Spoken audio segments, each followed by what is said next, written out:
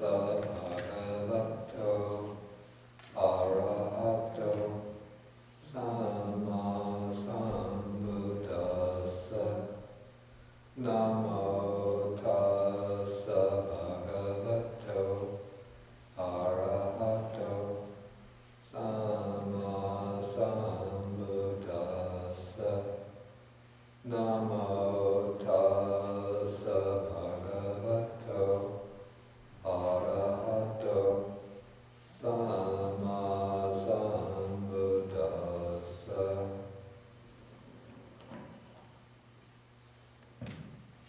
Good morning, everybody.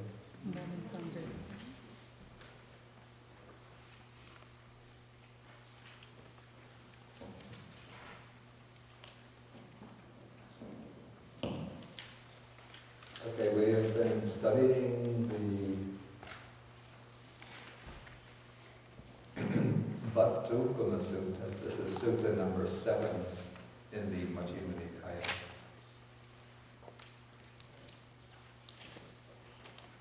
And last time, it was quite a few weeks ago, we went through the 16 mental defilements mentioned in the sutta.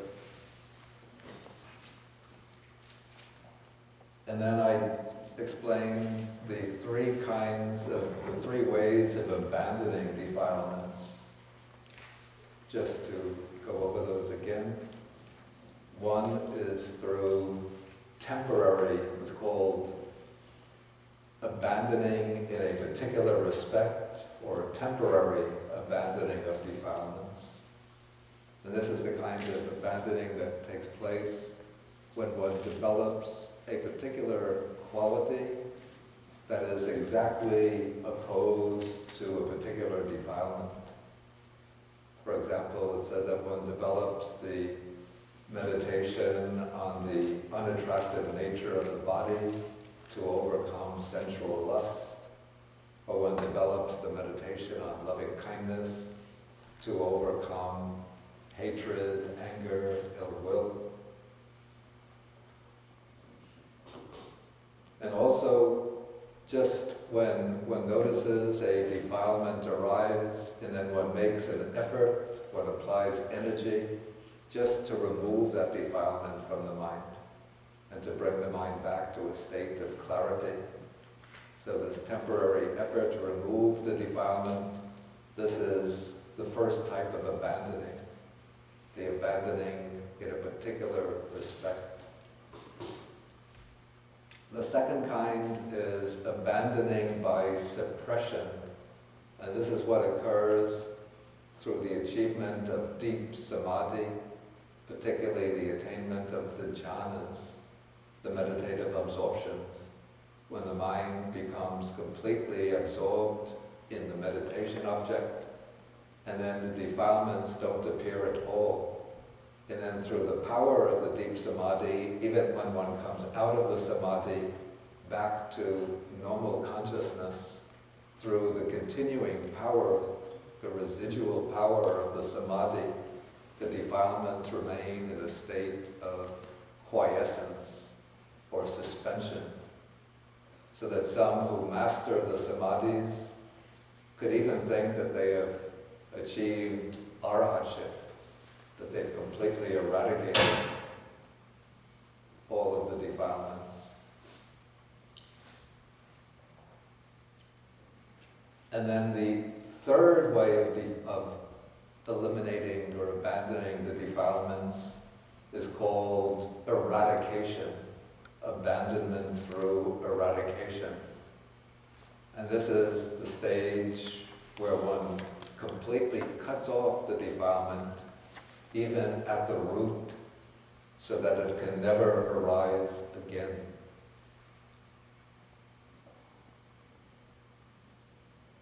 And this is the kind of abandoning that takes place when one develops panya, or wisdom, and one cultivates this wisdom until it reaches the level of the Lokuttara Magga. This is the world-transcending or supramundane path realization.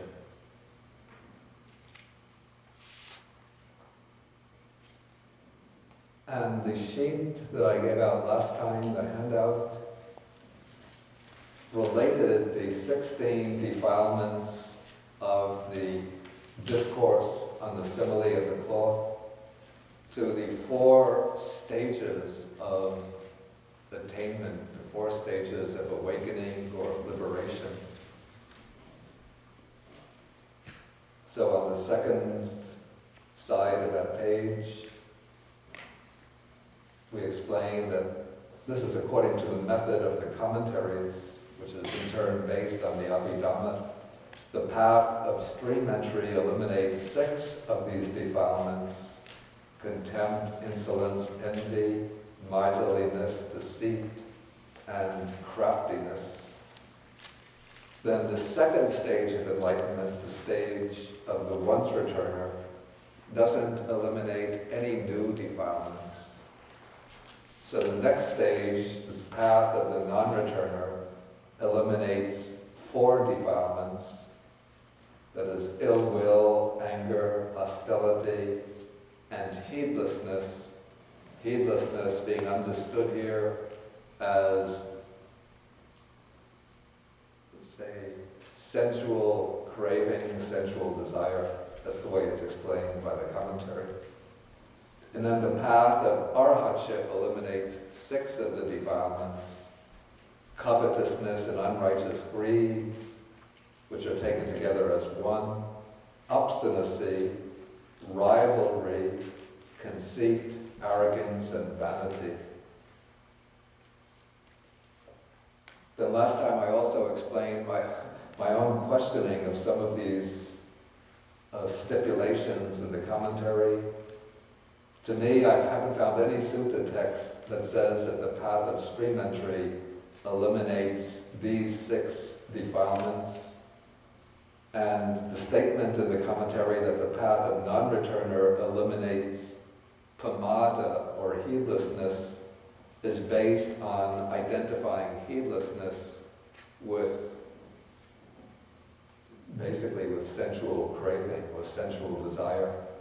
But if we take heedlessness in a more general sense as a kind of negligence in eliminating defilements from the mind whenever they arise, then it would seem to me that heedlessness is eliminated only at the 4th stage with the attainment of arhatship.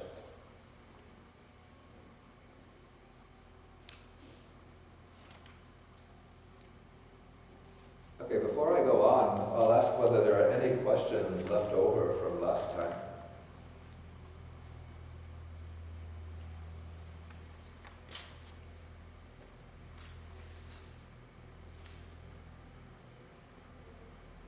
Yes, please. So the last statement that you're saying is that all through the 3 first stages. Wait, better to take the microphone.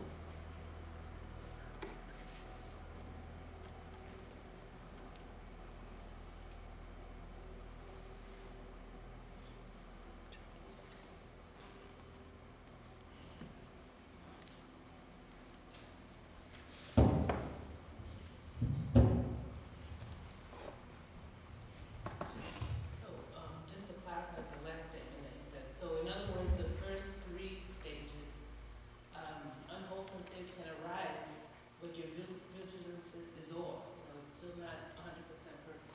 Oh yeah, yeah. And then at the end, the last stage is where it's totally fine-tuned, and every unwholesome state that comes up, you're totally aware of it? At the last stage. Yeah. At the last stage, all of the defilements are cut off permanently. So unwholesome states don't even arise at all. Thank you. Okay, so let me go further. Let us go further into the text.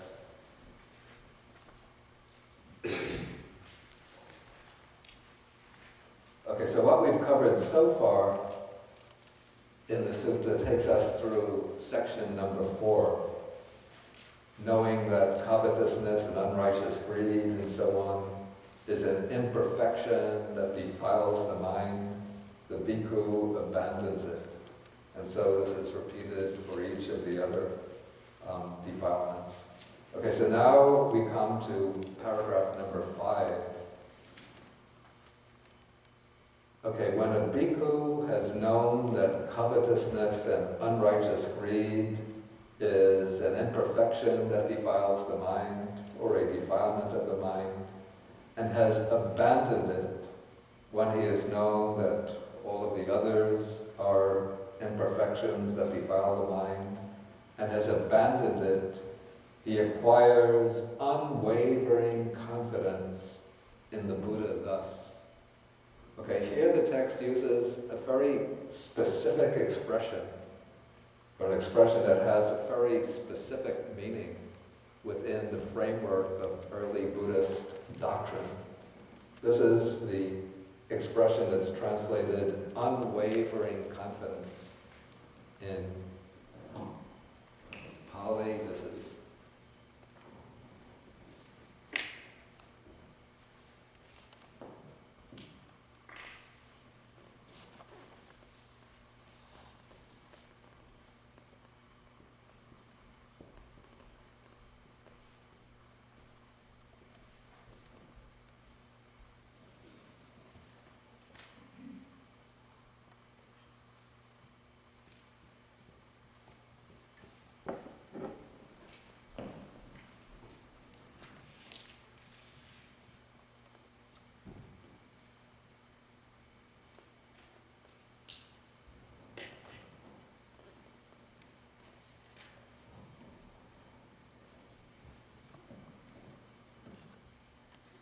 okay, in Pali, this is called Avecca Pasada. The word pasada is what's translated as confidence. The word implies a kind of settling of the mind, a pacification or settling down of the mind. And it's usually used to signify the kind of attitude that one person has towards another person in whom he has confidence or trust. And so if somebody sees, for example, somebody who's a devout Buddhist, sees a very pleasing statue or image of the Buddha, there will arise in the mind a kind of attitude of pasada, which is trust, confidence, accompanied by a feeling of peacefulness, and the mind settles down and becomes calm and composed. And now this word pasada is qualified by the expression avecca, which means, literally it means having undergone or having experienced. So what this means is the confidence that arises based upon some degree of experiential realization of the truth of the Dhamma. And so this is used in the text as a technical expression for the confidence that a noble disciple has, especially in the Buddha, Dhamma, and Sangha. So this is the confidence that sets into the mind with the attainment of the first stage of enlightenment, the stage of Sotapatti or stream entry. Up to that point, one can have simply pasada, confidence or trust in the Buddha, Dhamma, and Sangha. But it's with the attainment of stream entry that one sees the truth of the teaching, that one sees into the ultimate Dhamma. And so at that point, one has undergone the experience of seeing the truth of the Dhamma. And then there arises confidence in the Triple Gem based on that experiential realization of the truth.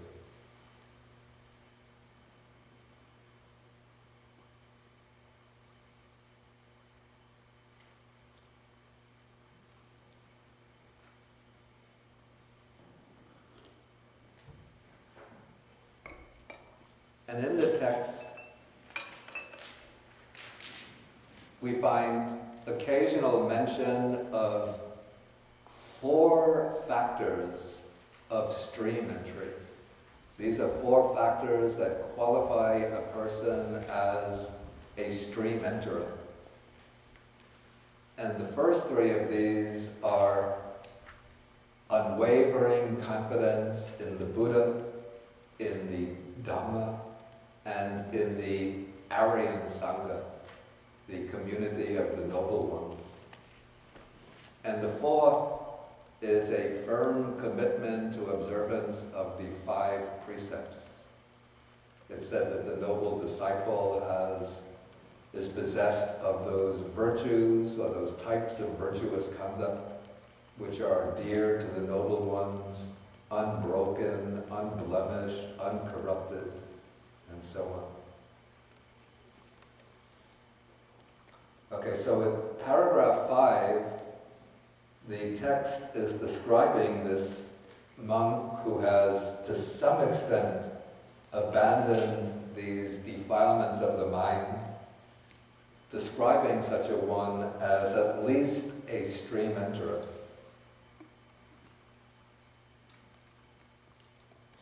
Okay, so it says that when the monk has known that these are the defilements of the mind and has abandoned them, then he acquires unwavering confidence in the Buddha thus. And then this is followed by the 9 epithets or 9 special qualities of the Buddha. So the Blessed One is, first, he's an accomplished one. The actual Pali word here is Arahant. Itipiso Bhagava Arahant. So the Buddha is, first of all, he's an Arahant, which means that he is one who has completely eradicated all defilements and achieved complete liberation from the cycle of samsara, the cycle of birth and death. Then beyond being an arhat, he's one who is perfectly or fully enlightened, one who understands fully all of the truths or principles of the Dhamma. He is one who has acquired true knowledge or higher knowledge and virtuous conduct, so that all aspects of his conduct are praiseworthy, upright, dignified. The next word is sugato, very difficult to translate exactly into English. It means literally well gone. And it's explained to mean that he has gone along the good path, that's the Noble Eightfold Path, and he's gone to the good goal, which is the attainment of Nibbana.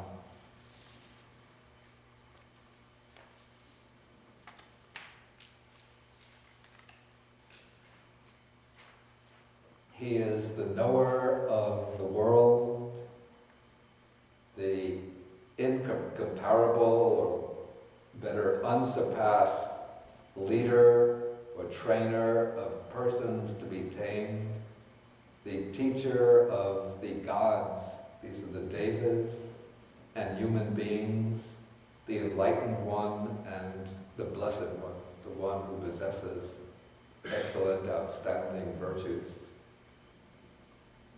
Okay, then he acquires unwavering confidence in the Dhamma, that the Dhamma is well proclaimed, well taught, well expounded by the Buddha, that it's visible here and now in this very life, that it's immediately effective, that as one practices, one can gain the benefits in this very life, that it's inviting inspection, that is, it calls upon one to examine it, to put it into practice, and to see the benefits for oneself.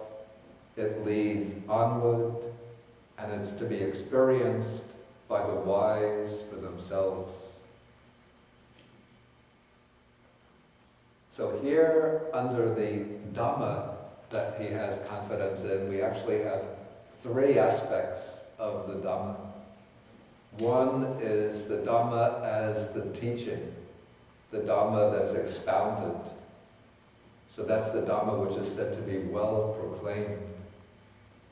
Then there's the Dhamma as the path of practice.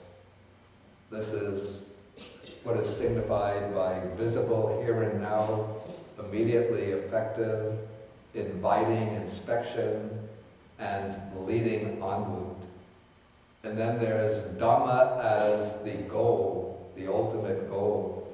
And that is the Dhamma that's to be experienced by the wise for themselves.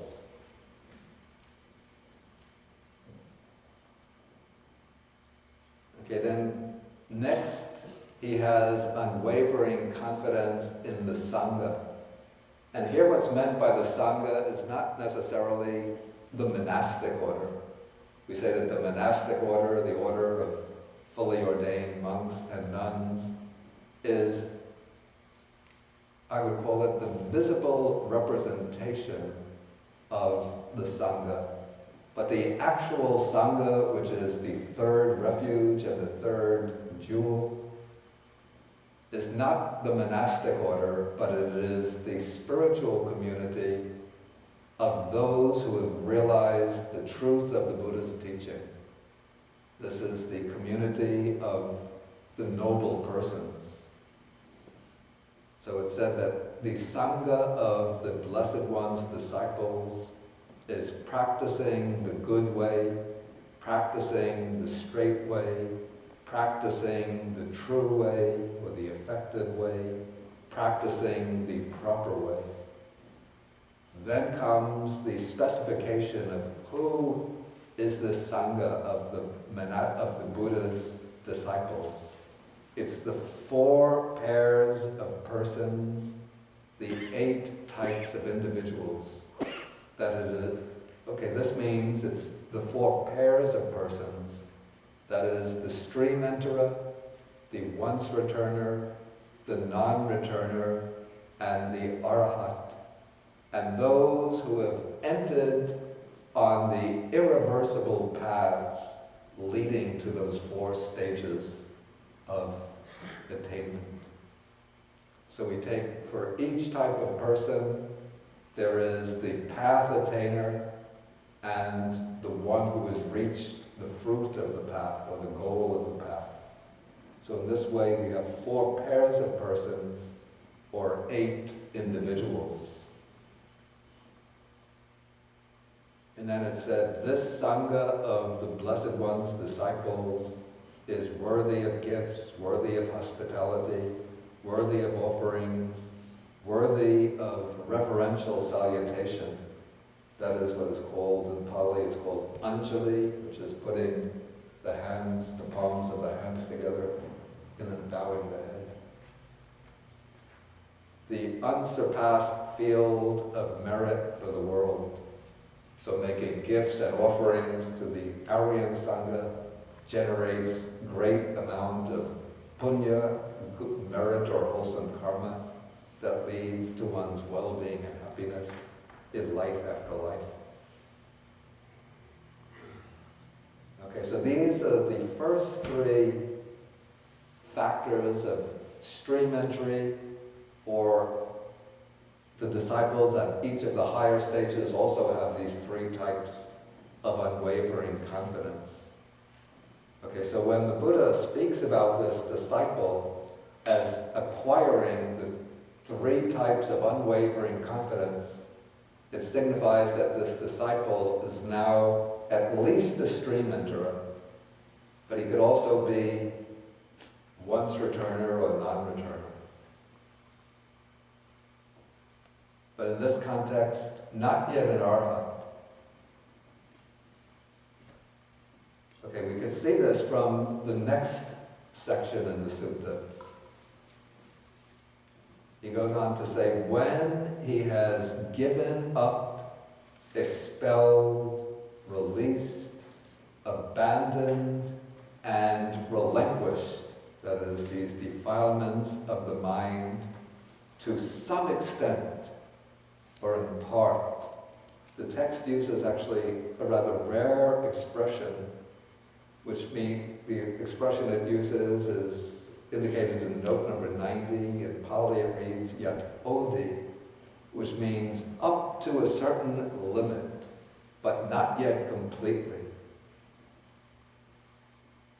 So in other words, the text is suggesting that the disciple has eliminated these defilements partly, but not yet totally and completely. And we'll see that the disciple still has further work to do in order to reach the goal. Okay, so when he has eliminated these defilements in part, then he reflects back on his achievement, especially acquiring this unwavering confidence in the Buddha, the Dhamma, and the Sangha.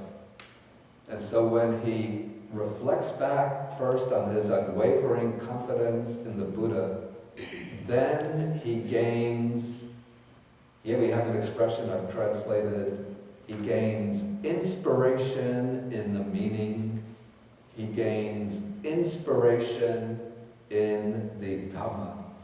He gains gladness connected with the Dhamma. Okay, the Pali for this term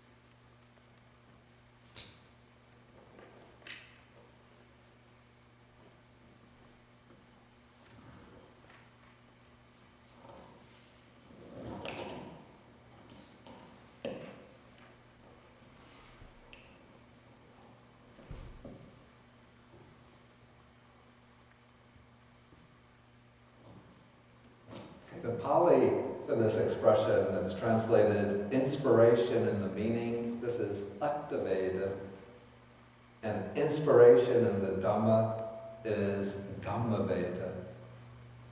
Now this word Veda, of course, has a very important meaning in the context of Indian spirituality. This was the word that the Brahmins used to signify their collections of sacred texts, sacred scriptures. They call them the Vedas. And so these are the hymns and verses and poems that the very early Brahmins had composed and preserved in a very old form of Sanskrit called Vedic Sanskrit. It's a very beautiful language. But the word Veda itself is related to it's based on the root vid, which means both to know and to feel. So the word Veda combines these two, we say it has two facets. It's a kind of knowledge which is accompanied by an elevated feeling. And it's a feeling which is accompanied by knowledge. And so the word inspiration here, it's not really so adequate, but it's almost impossible to find an English word which is able to unify these two implications of the word Veda. Maybe we could think of it as a kind of inspired knowledge. A knowledge that's suffused with a feeling of exhilaration and exaltation. Epiphany? Excuse me? Epiphany, maybe? Not quite? I think epiphany maybe is too closely tied to a theistic context, so it might suggest something that's not quite suitable.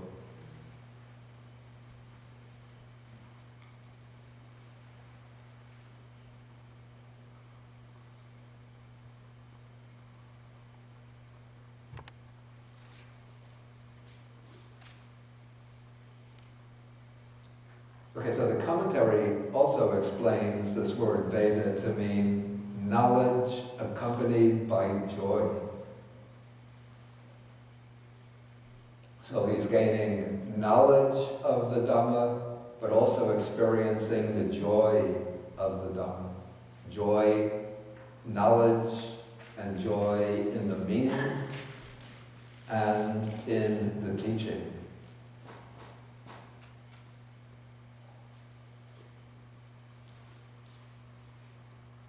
And then this leads into what is here translated gladness. But again, gladness is, I think, too weak a word. It's pamoja, which would be maybe better translated joy or even exhilaration. Exhilaration connected with the Dhamma. So when he is exhilarated, then there arises in him rapture. Here the word rapture, this is the Pali word piti. It's a very uplifting type of joy. So we might even translate this elation. Elate, it's a joy or rapture, again, that's accompanied by a sense of elation. And then when this rapture is developed, then the body and the mind settle down and become tranquil. And then one whose body and mind have become tranquil experiences sukha, which is translated pleasure. This is not the sensual pleasure, but this is a very refined inner pleasure, or even we could maybe render this as bliss. And then one who feels pleasure or who experiences this bliss, the mind becomes concentrated. Here the verb used, samadhiyati, is connected to the noun samadhi. So we have here a sequence that begins with unwavering confidence in the Buddha. And so the noble disciple will, in meditation, take the Buddha, the Dhamma, the Sangha as the objects of meditation. And then by focusing on the Buddha, Dhamma, and Sangha, a kind of inspiration, an inspired knowledge will arise in him. And this will give rise or be accompanied by this feeling of gladness or exhilaration. And then as this exhilaration is developed, it will evolve into rapture, in uplifting joy, a sense of elation. The elation, as it's developed, will lead to a settling down or calming down of the body and mind, focused on either the Buddha, Dhamma, Sangha as object. Through the settling of the mind, then this inner feeling of pleasure or blissfulness will arise, this kind of tranquil, like a stream of cool bliss pouring into the mind. And as the mind is suffused by this feeling of cool bliss, then it becomes settled and well focused on its object, so that it enters into samadhi.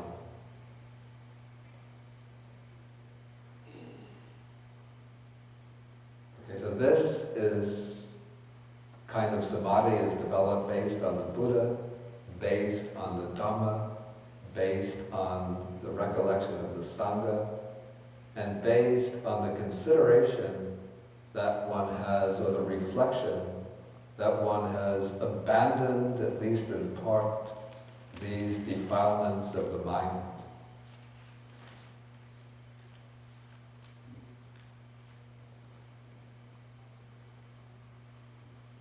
Okay, now the Buddha makes in paragraph 12 a statement that's a little difficult to understand in this context.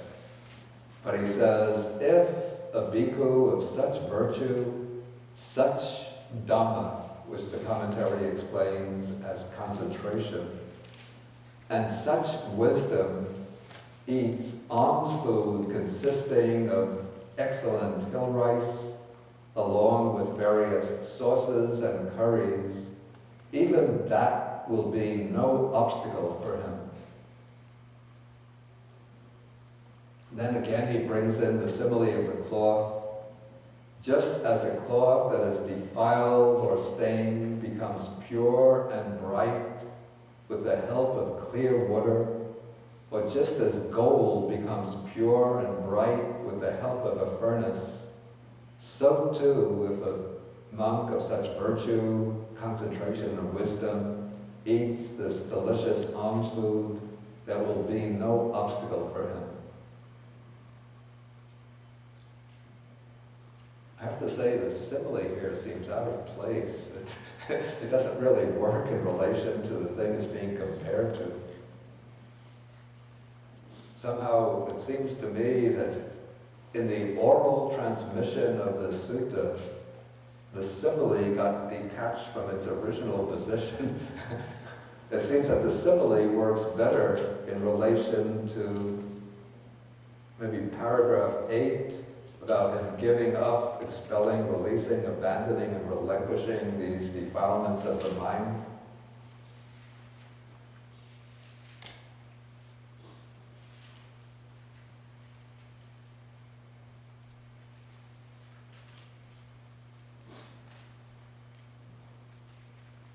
Okay, but the way I would understand the example here of the case here of the monk who's able to eat this alms food without it being an obstacle to him, the text seems to be suggesting that the monk under consideration could have gone through his practice up to the stage of non-returner.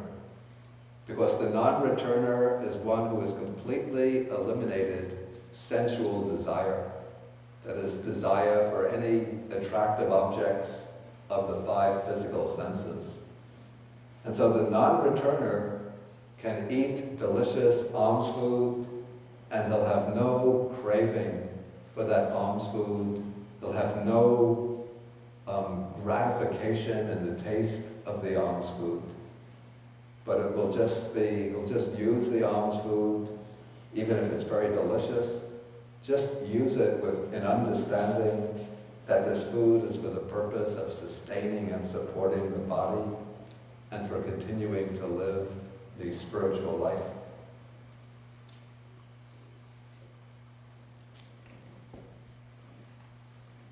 Okay, now the Buddha is going to show how this monk progresses further beyond the stage of a trainer or of a trainee, one who's still in training, to the stage of an arhat.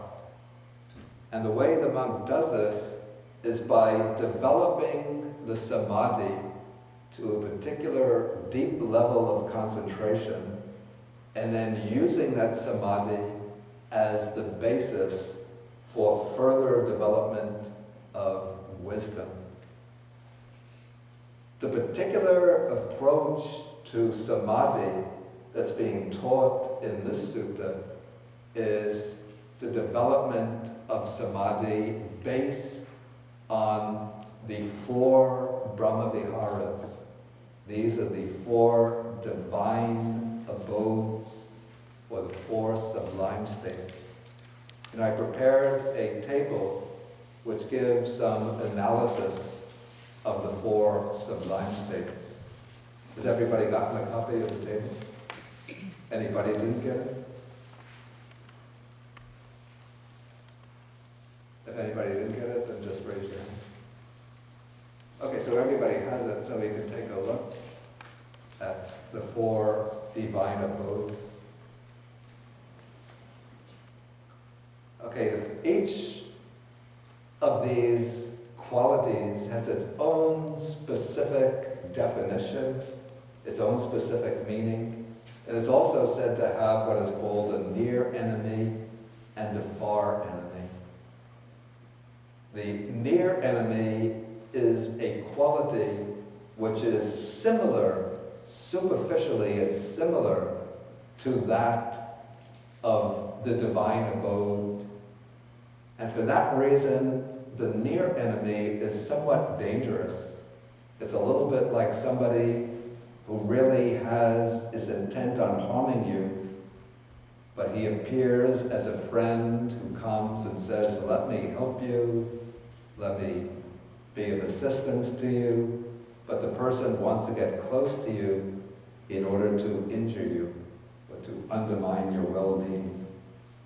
The far enemy is the quality that is directly opposed to the divine quality. And so the far enemy is the type of mental state that it is the purpose of the divine quality to overcome and eliminate.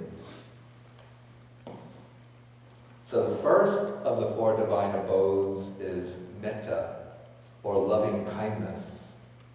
And the specific quality or nature of loving kindness is the wish for the well-being and happiness of all beings.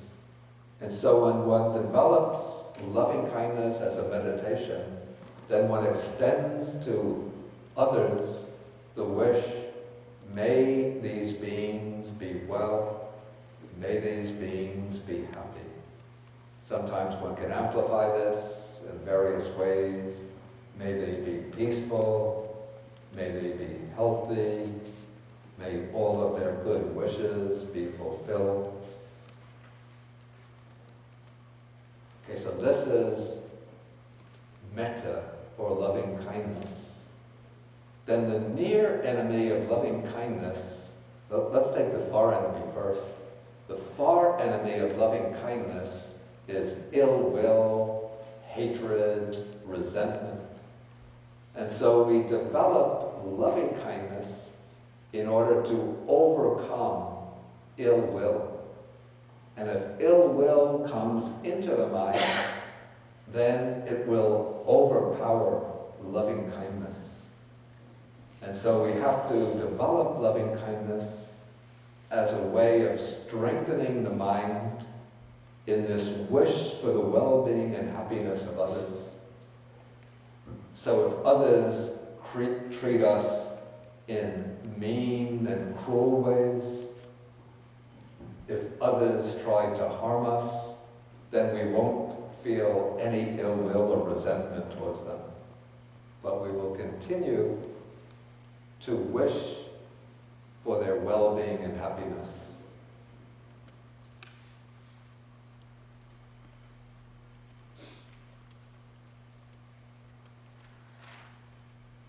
Okay, so ill will is the far enemy of loving kindness, but the near enemy is attachment. It's a kind of worldly love based on one's personal relationship to the other person.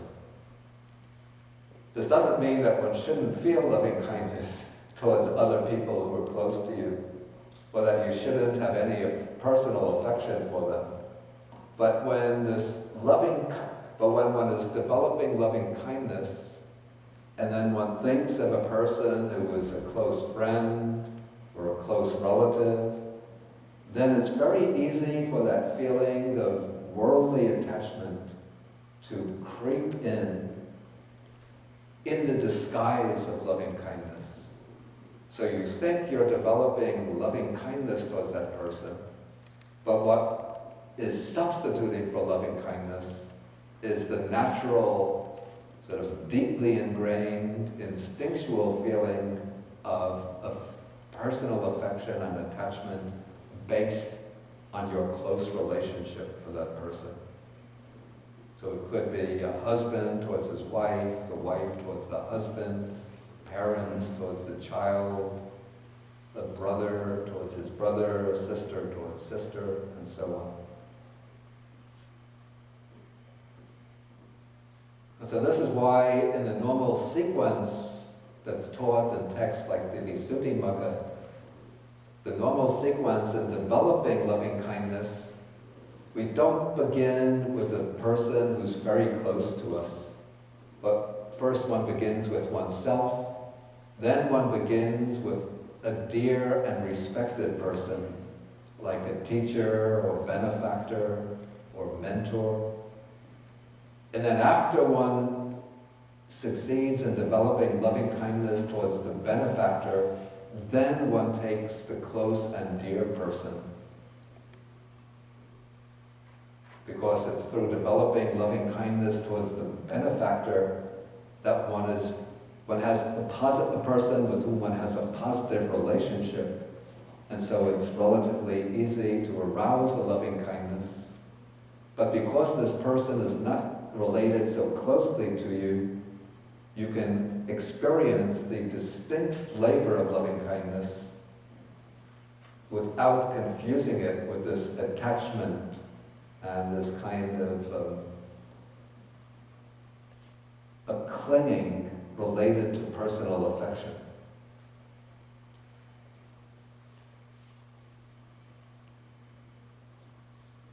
Okay, the second divine abode or divine quality is compassion.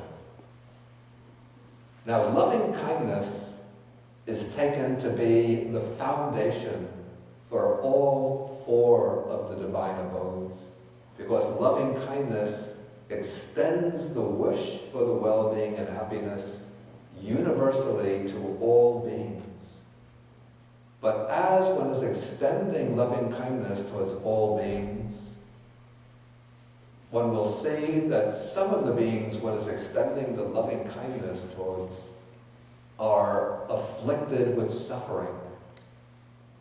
So then after one develops the loving kindness to a certain degree of strength, strong enough to serve as a foundation, one can then focus in on those people, those beings who are undergoing suffering.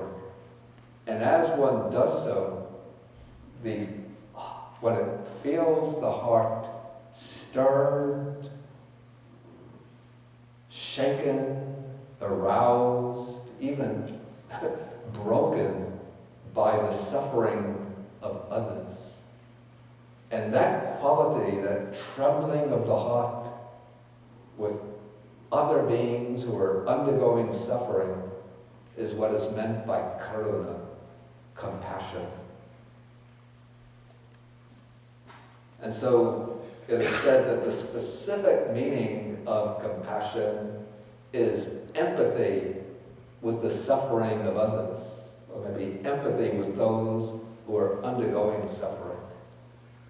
Empathy, the word literally means feeling with, so that one feels with those who are undergoing suffering. But it doesn't mean that you yourself become miserable, upset, or afflicted. But it's actually accompanied by an inner rewarding feeling. It's a feeling that one enjoys because it involves the opening of the heart and the breaking down of the barriers of the heart. But the specific aspect that it's focusing on is the suffering of other beings. And so the tendency of compassion is to move one towards action intended to remove the suffering of others. So this is why the Visuddhimagga says that compassion promotes the aspect of removing suffering. The direct opposite of compassion, the far enemy, is cruelty, or the Pali word vihingsa or vihesa means that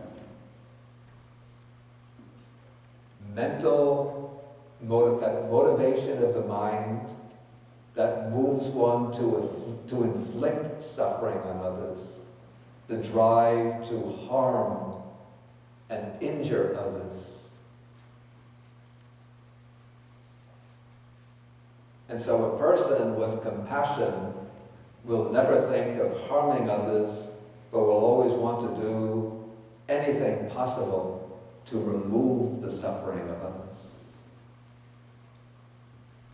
Okay, the near enemy, what's called the near enemy of compassion, is worldly grief.